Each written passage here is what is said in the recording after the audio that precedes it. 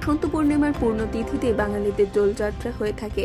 তাই আজ সকাল থেকেই দুর্গাপুর শহরের বিভিন্ন জায়গায় নানান রঙের আবির পিচকারির ফোয়ারার সাথে নাচ গান গল্প আড্ডা খাওয়া দাওয়ার মধ্যে দিয়ে দোলযাত্রার রং আবির নিয়ে আনন্দে মেতে ওঠে 8 থেকে 80 প্রত্যেকেই।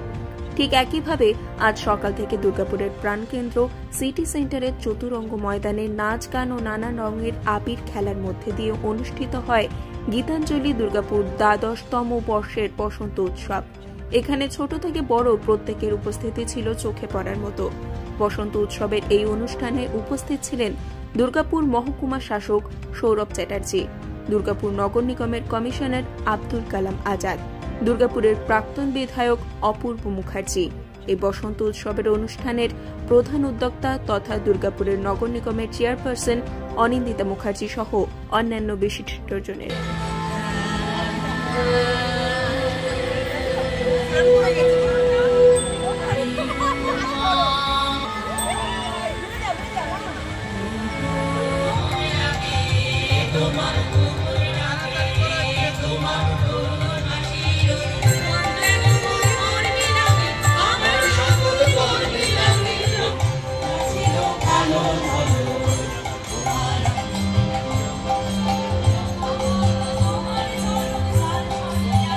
দুর্গাপুর আপনারা জানেন যে এটা আমরা বলি সিটি অফ কালচার।